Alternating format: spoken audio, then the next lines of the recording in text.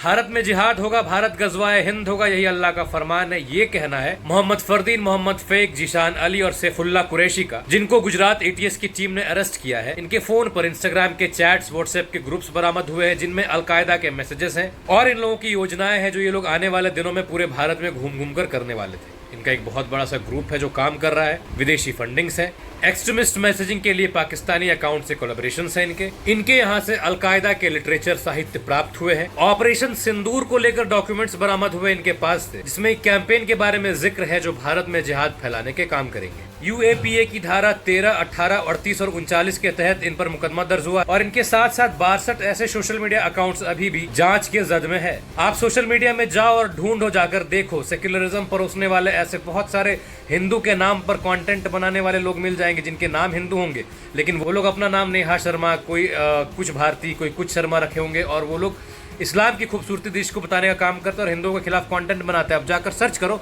दुनिया भर के ऐसे अकाउंट्स मिलेंगे और उनको जांच के दायरे में लो और जांच करो। मैं श्योर बता रहा हूँ, श्योर एंड श्योर, वो लोग भी इसी कड़ी का हिस्सा मिलेंगे तुम्हें।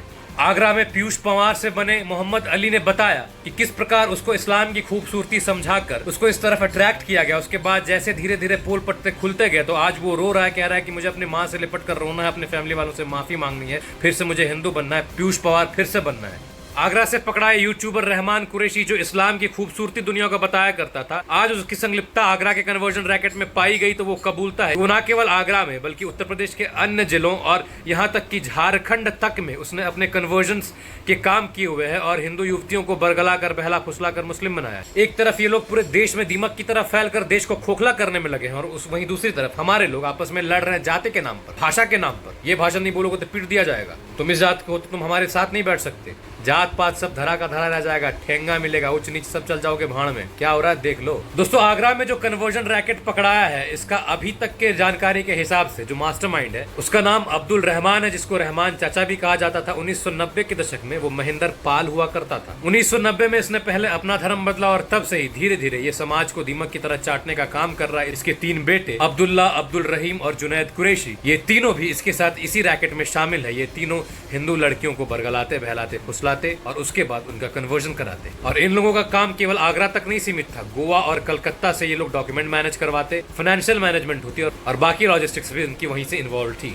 अभी आगरा पुलिस द्वारा ऑपरेशन अस्मिता चलाई जा रही है, जिसके तहत 14 लोगों को अरेस्ट किया गया है और इन सभी के मोबाइल में सस्पिशियस डेटा मिले हैं, रेडिकल लिटरेचर मिले हैं, ऐसे किताबें मिले हैं जहाँ इस्लाम और जिहाद के बारे में व्याख्या की गई है। पीएफआई और एसडीपीआई से लिंक मिले हैं इनके, और इनके टारगेट्स न केवल आगरा बल्कि महाराष्ट्र, मध्य प्रदेश, उत्तराखंड, झारखंड और दिल्ली जैसे स्टेट्स में भी मौजूद है।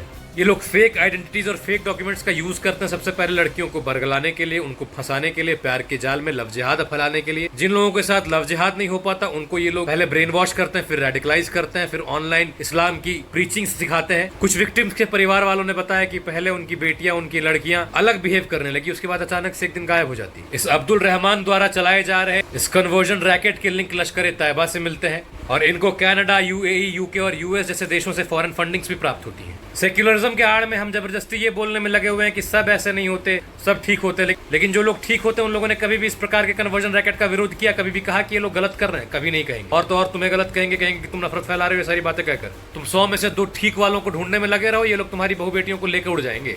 नहीं, मैं सच बात कहूंगा ना, मैं सेक्युलरिज्म के आड़ में और किसी के डर में ये नहीं कहूंगा कि नहीं भाई हाँ सब ठीक है, मुझे फॉलोवर और व्यूअर्स की चिंता नहीं है, मुझे अपने समाज की चिंता है। अरे अब जागो, अब ना जागोगे तो कब जागोगे? पॉलिटिकल चीजों के लिए और राजनीतिक करने के लिए कब तक ये लोगों का सहारा लेते रहोगे? दीमक की तरह खोखला कर रहे हैं तुम्हें। बरेली, आगरा, रायबरेली, गाजियाबाद, बलरामपुर में छांगुर और अब्दुल रहमान जैसे कितने लोग गिरफ्तार हो रहे हैं। राजस्थान में 3 लोगों को अरेस्ट कर दिया गया है कन्वर्जन रैकेट चलाने के चक्कर में। देहरादून में ग्रूमिंग केस में एक अरेस्ट हुआ है। वेस्ट बंगाल में 2 सस्पेक्टेड को पकड़ा गया है। मध्य प्रदेश, महाराष्ट्र और झारखंड हिंदू लड़कियों को कन्वर्ट करने का सबसे सॉफ्ट जोन पाया गया है। भोपाल में वैसी लड़कियां जो कॉलेज और स्कूल गोइंग गर्ल्स है, उनको पहले बहलाया, फुसलाया, बरगलाया गया, उनको ड्रग एडिक्ट बनाया गया, उनको सेक्सुअली एक्सप्लॉइट किया गया और उसके बाद धर्मांतरण करने के लिए मजबूर किया गया। इनके मॉडस ऑपरेंडी को देखो, जब इनके साथ सेक्सुअल असॉल्ट हो रहा था तब इनकी मूवीज बनाई गई, पिक्चरें बनाई गई, उसके बाद उन मूवीज को दिखाकर उनको ब्लैकमेल करके ये सारी चीजें और कंटिन्यू करी गई और उसके बाद जब इनके धर्म को बदलने में सफलता मिल गई फिर इनको सेक्स स्लेव बनाया गया मजहब के नाम पर कि तुमको करना पड़ेगा। यास्मीन, माछली और शावर को अरेस्ट किया गया ऐसे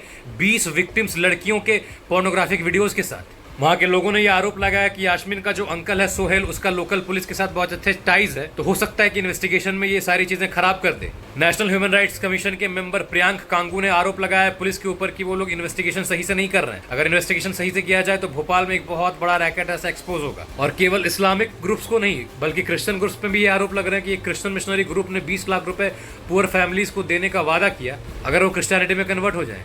सुखी सेवानिया स्लम्स में फॉरेन नेशनल्स को पकड़ा गया जो लोग स्थानीय लोगों को फ्री एजुकेशन, हेल्थ केयर और कैश इंसेंटिव्स की प्रोमिसेस कर रहे थे अगर वो अपना धर्म मजहब बदल ले। तो मुझे नहीं लगता कि ये सारी चीजें खुलकर मेरी तरह कोई भी यूट्यूबर बोल पाएगा। ये जरूरी है इन सब चीजों का प्रकाशित होना, ये सब चीजों का हमारे देश की जनता के सामने आना जरूरी है, नहीं तो लोग बेवकूफ बनते रहेंगे। कब तक सेक्युलरिज्म के नाम पे तुम अपने पांव पर कुल्हाड़ी मारते रहोगे? बेवकूफ मत बनो, ऐसे राजनेताओं को का बॉयकॉट करो जो लोग तुम्हारी परवाह नहीं करते, जो लोग ये कहते हैं कि सब बराबर है, कहीं पर कोई खोट नहीं है। इतने सारे खोट है, पूरे देश में ये सारी चीजें चल रही हैं, कब बंद होगा ये? ऐसे तुमको बहुत सारे सोशल मीडिया अकाउंट्स मिल जाएंगे जो हिंदू के नाम पर ऑपरेट होते हैं, लेकिन वो लोग इस्लाम की खूबसूरती समझाते हैं। वो लोग रमजान में रोजा रखने की बात करते हैं, वो लोग रमजान में लोगों को जाकर मिठाई और क्या क्या बांटते फिरते हैं और कहते हैं कि देखो ये खूबसूरती है उस चीज। उनके तह पर जाओ तो वो जो अपने नाम के आगे शर्मा वर्मा ये सब लगाते हैं ना, सोशल मीडिया अकाउंट्स पर भी दबश पड़ना बहुत जरूरी है। तुम जाके तो देखो कितने सारे ऐसे अकाउंट्स मिल जाएंगे जो हिंदुओं को नीचा दिखाने का काम करते हैं और अपने आप को हिंदू ही बताएंगे। असलियत देखने की कोशिश करो तो दिखेगा।